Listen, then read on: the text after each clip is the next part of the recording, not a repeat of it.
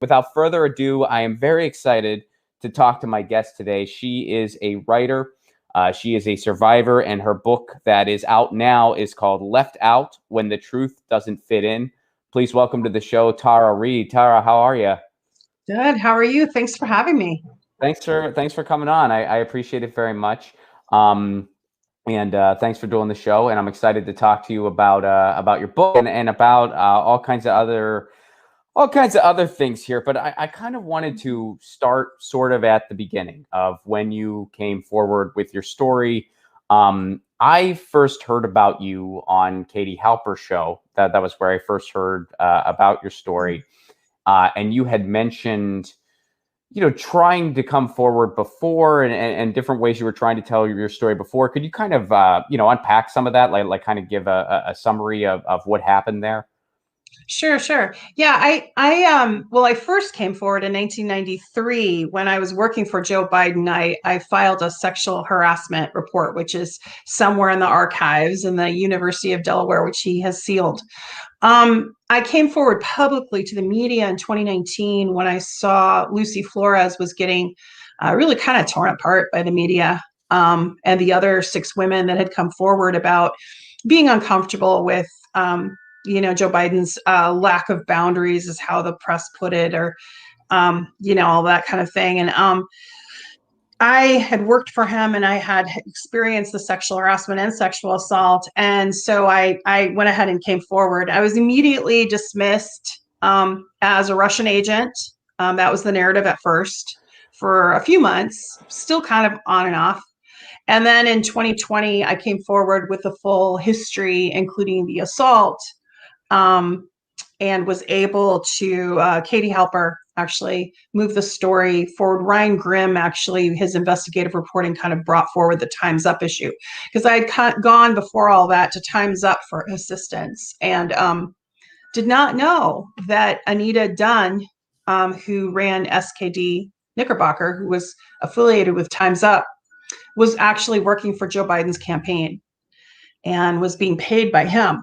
So, moving forward, the media, because our country's now kind of being run by PR agencies, they really had just, developed this technique of smear, silence. And we kind of went back and forth throughout the year doing that, trying to get my story forward.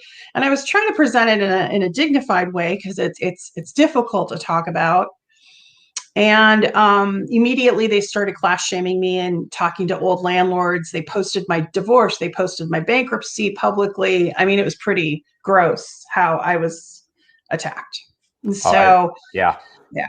Well, and that's kind of the summary, the highlights.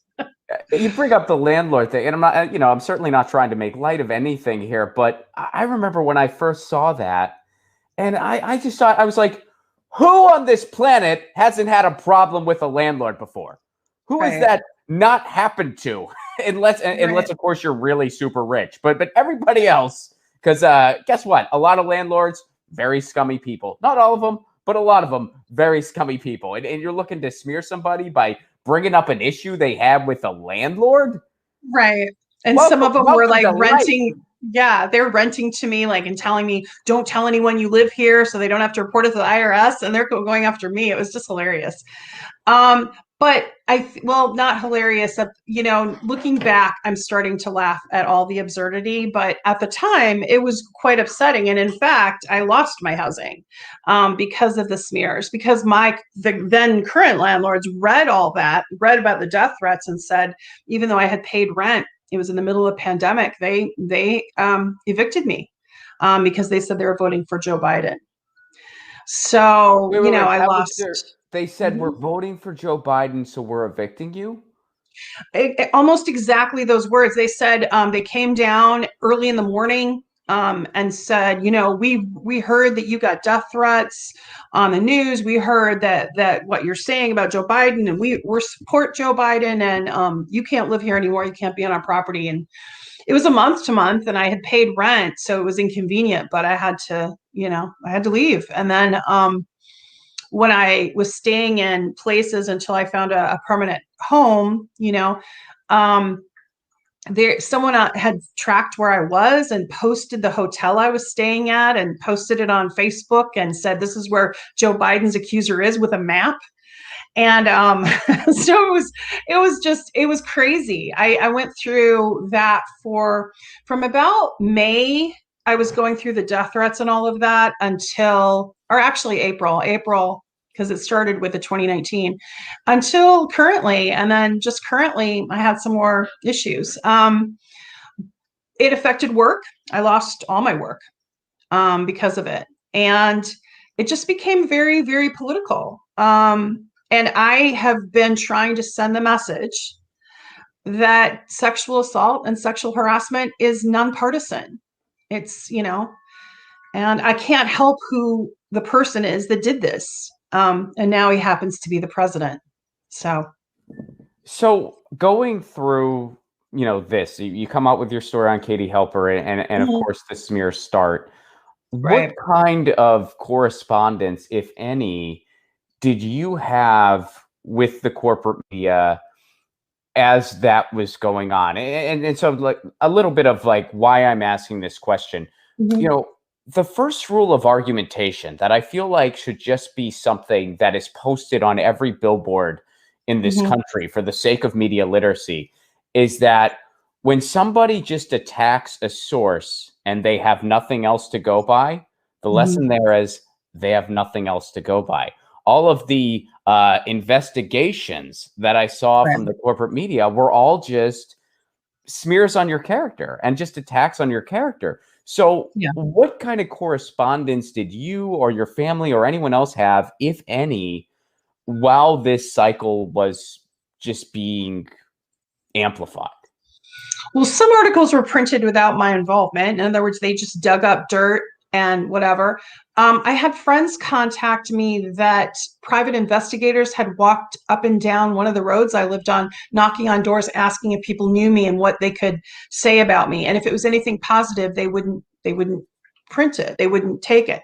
New York Times, Washington Post were probably the largest offenders. New York Times called me up. I remember the reporter said, rumor has it you have an online Russian boyfriend. And I said, rumor has it. I said, are you a tabloid now? Like, what are you saying? And she said, well, we have two sources that say you have connections to online Russian boyfriend. So I got my attorney involved and said, no, I don't. And nothing wrong with that. I mean, even if I did, who cares? But I didn't. And they wouldn't reveal one of the sources, and so they protected their sources and whatever. And they printed it anyway. And for me, it just taught me a huge lesson. Number one, I just don't trust the media the same way I did before this all happened. And it just kind of drove home, secondarily, that you can try as much as you want, but if you don't have resources, like some people do, the smears are going to happen. And all you can do is try to hope that, the truth kind of bubbles up slowly, which it has. I mean, I never lied about my education. I never perjured myself. All of those things that were asserted are now being found to be untrue. And of course, the media is not really talking about it. But they will. They'll retract eventually, I hope. So, yeah. But my family was contacted. My daughter was called and harassed, and my brother was, and so everybody was contacted by social media trolls, investigators, and the corporate media. But a lot of these smear pieces, it only happened so often where people reached out to you and said, do you want to respond directly to what we're about to print to clarify any issues? Oh, right. Yeah. Like the Politico article that calls me a manipulative user and all that. Yeah, I never had any contact with that reporter. There was many articles that were just written off rumors or whatever. And I think that goes directly back to Anita Dunn, who runs that PR firm that worked for Joe Biden. If you look at the FEC, there was $2.2 million she was paid by his campaign. And now she was just elevated to be the senior White House advisor. in the White House. So she had previously smeared Rose McGowan. Rose McGowan just tweeted about that. So other Harvey Weinstein survivors. So it's pretty scary that PR firms can hold our fate for a few $1 million. That's a good quote. Firms can hold our fate for a few $1 million. Somebody watching, tweet that. I like that. Somebody tweet that. We're doing this thing, but somebody else tweet that. I like it. Yeah. You brought up Rose McGowan. Now, I hope I get this right, and correct me if I misspeak here. She wrote the foreword to your newest book? She did. Okay. So how did that collaboration come to happen?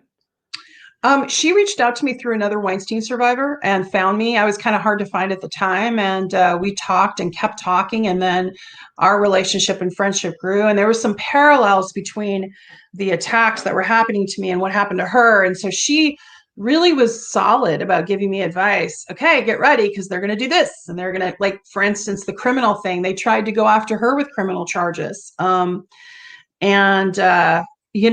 Tried to set her up and smear her. And she kind of warned me, and she was right. The Monterey DA started an investigation into perjury, and they wanted to have me put in jail for perjury. And of course, that fell apart because I didn't lie about my education. So it's been, but the stress that it caused, and then I had to hire lawyers, it's quite something. So she just discussed how powerful people like Harvey Weinstein, like Joe Biden, how they try to get rid of a story like this, a part of their history that they don't want to come forward. Well, yeah. Well, yeah. I mean, it's not an uncommon rhetorical event. You know what I mean? Like, it's not uncommon where you see when a very wealthy, powerful person is involved, there's this big smear campaign against the victim. I mean, it happens time and time again, whether the person's an athlete or a politician. And of course, especially if they're a politician, or, you brought up Weinstein, especially if they're in Hollywood, which, right. I mean, and this is just an aside, but I know you've done some acting before and stuff like that. Sometimes, as I'm in the LA area during the pandemic, there are those grumblings where people are just like, oh, Hollywood might never be the same again. Hollywood might never be the same again. And I'm just sitting here and I'm like, somebody needs to explain to me how that's a bad thing. Can someone explain to me? Why are we saying this like that's not awesome? Exactly. There's certain parts of Hollywood that need to go away forever. And if they do, when all this is like said and done and it's a different type of industry, I don't think that's a bad thing. I really don't. I mean, you look at, you're a theater person. So let me kind of run this analogy by you real quick. Like, I kind of think what I would love to see happen in like the, kind of the, what's the phrase, like from the darkest clouds comes the brightest skies, or you know what I mean? Like, I would love if when all this is said and done, not just Hollywood, but just kind of like creative culture in general in the United States, we kind of go back to the kind of fringe theater movement in New York in the 30s, and then later in like the 60s and 70s, where you had like these anti-capitalist theaters going on and stuff like that. And it was, the pie was kind of more divided and it wasn't as homogenized. We have a chance for that to happen again. And I really hope it does. What do you think? Absolutely. I mean, that's where a lot of the writers in the 30s, I mean, remember the salons they had back then as far as writing goes as well. John Steinbeck and, Ernest Hemingway, F. Scott Fitzgerald, Edna St. Vincent Millay, they all came from that kind of the 20s and the 30s, from that freedom of expression it's really being suppressed. And F. Scott Fitzgerald was the first person, one of the first writers, well-renowned, to really call out Hollywood for its, because he didn't like their adaptation of his book and he denounced it. And he was one of the first to do that. But I think that right now, like, for instance, what you're having with whole platforms deleting people, I'm I did not vote for Joe Biden. I did not vote for Donald Trump, nor am I a Trump supporter. I am a independent now, and I would say progressive independent. So I'm more, I believe there should be, healthcare and access to education and all of that. But it disturbed me to see how cavalier it was to just basically wipe out hundreds of thousands of accounts because they didn't like what they were saying. Mm-hmm. And in my case, Facebook, my name, Tara Reade, was considered election interference. And so I was suppressed. So I just deleted my Facebook. Wow. But yeah, and that was done by the head of a Democratic Party from one of the states. They mailed in, it was a physician actually, mailed into Facebook and said, she's election interference. And, Joe Biden's camp kept claiming I was a Russian plant or a Russian agent. And that had some legs for a little while. And, but that's the danger, all this misinformation. So my kind of hit back was to write this book and left out when the truth doesn't fit in. And lucky enough, I was able to get that published, and it's still being suppressed on Amazon. But I had the hardcovers coming out February 15th. And we have a little event we're doing online to benefit a sexual assault prevention center February 20th. And I'll do a reading, and Rose McGowan is reading the foreword. And we'll give some resources to survivors.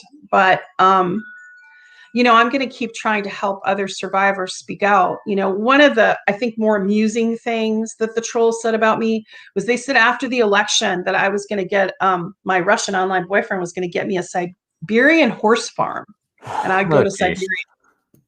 So I like horses, so that's awesome. Yeah, no, I know. Yeah. Well, let me ask you this, because you talk about how just your faith in the media is just, totally diminished, which of course is beyond understandable.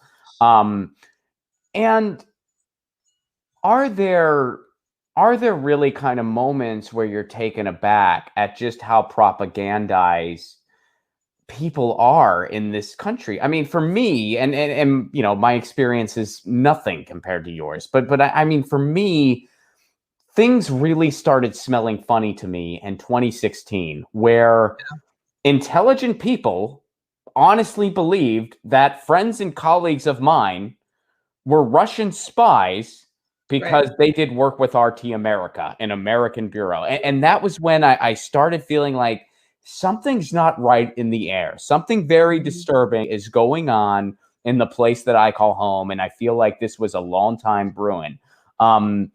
So have you kind of found that? And also for the yin and the yang, there have, I hope, been some very uplifting moments too, where people have come out in your support.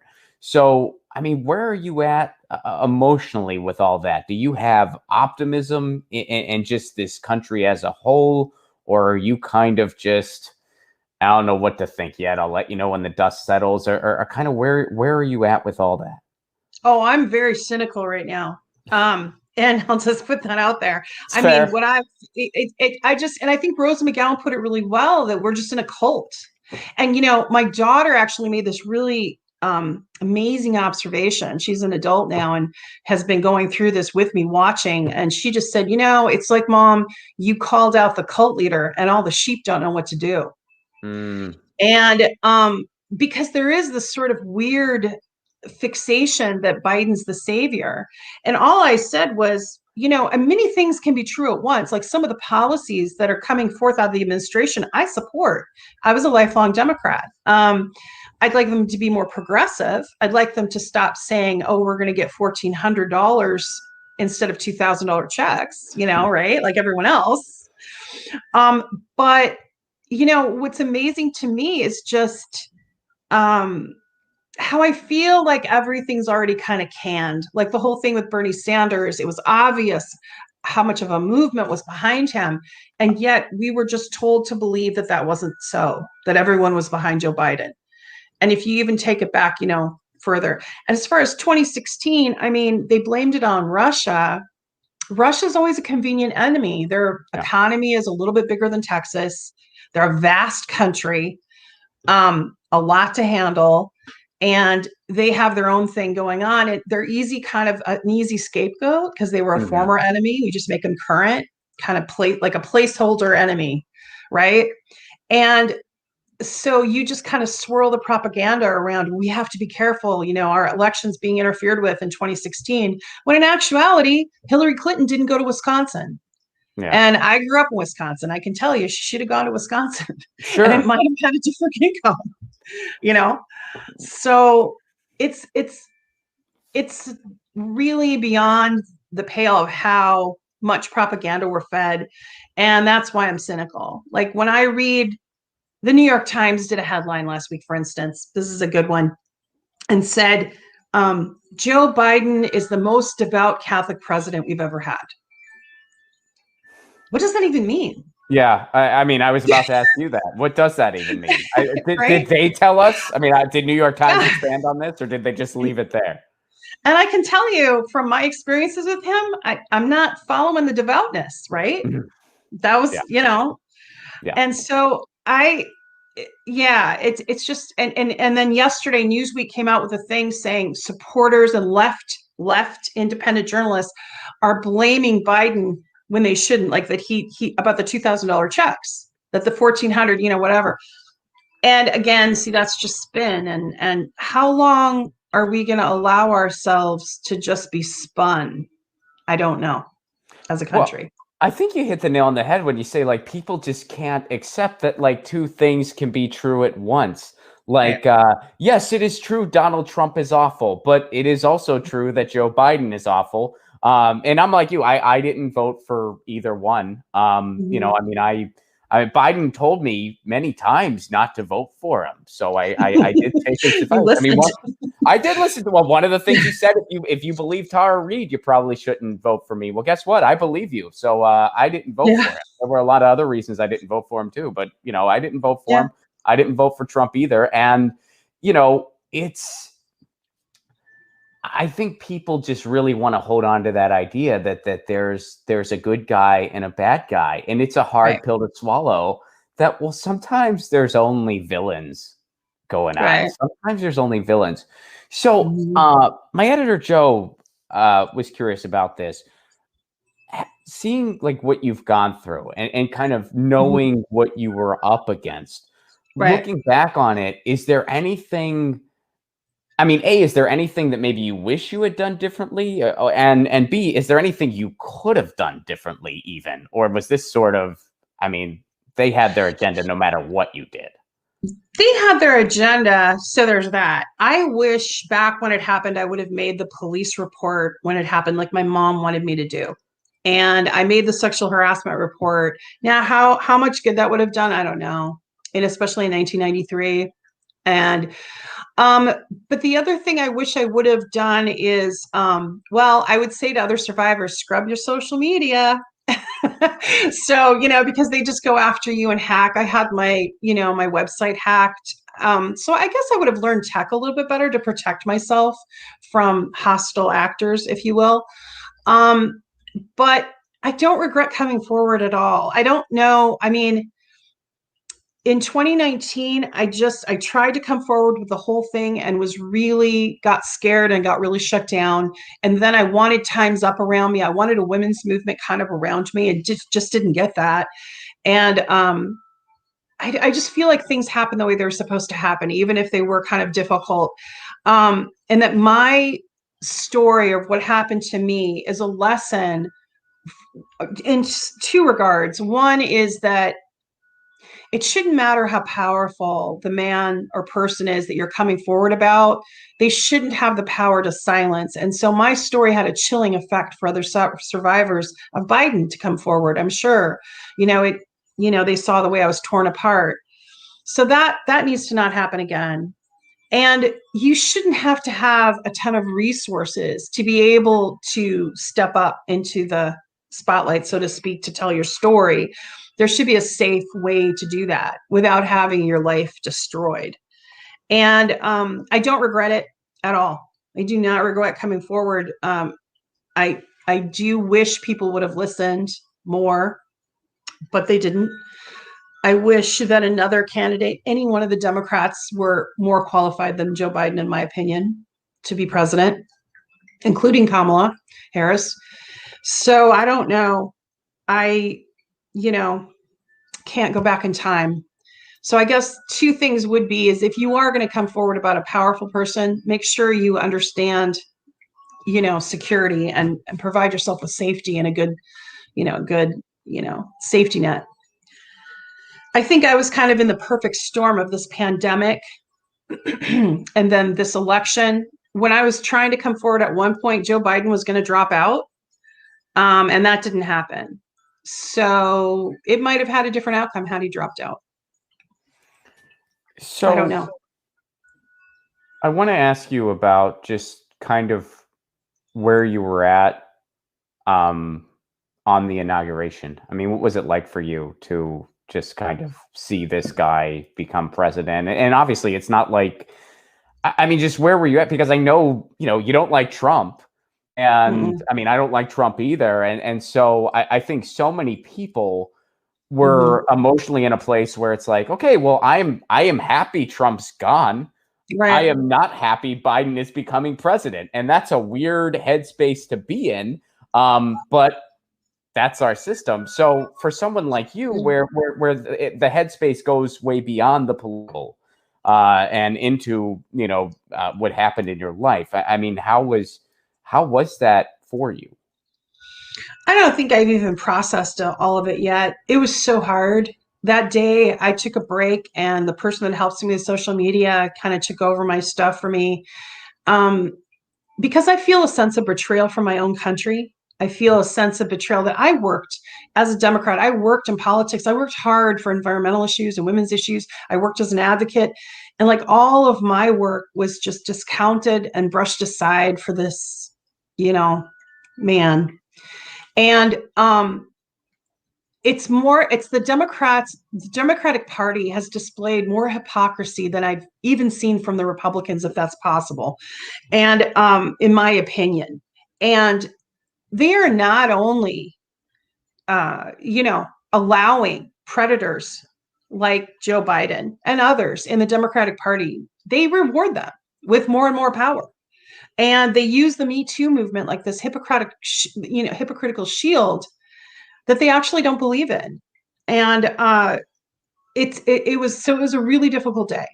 Because it's like saying, well, if you recall, and when I did the interview with Katie Halper and then Megyn Kelly, I talk about what he said to me after the assault that was almost more damaging than the assault itself. Yeah. When he told me that, I was nothing. And so that's how I felt.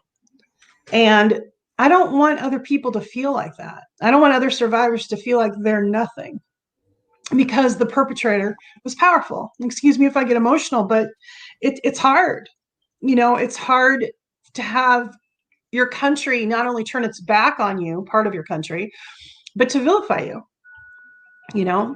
and now I'm just trying to, embrace, the villainary part that at least I have good company. They tend to be villainizing the left progressives altogether anyway. So whatever, just join the club. Get your news on with Ron. Don't you want to know what's going on? We're getting our news on today. Get your news on with Ron. Don't you want to know what's going on? We're getting our news on today. Yeah, yeah, yeah. You can tweet me an article at Ron Placone. We'll go through it together and make it our own. Get your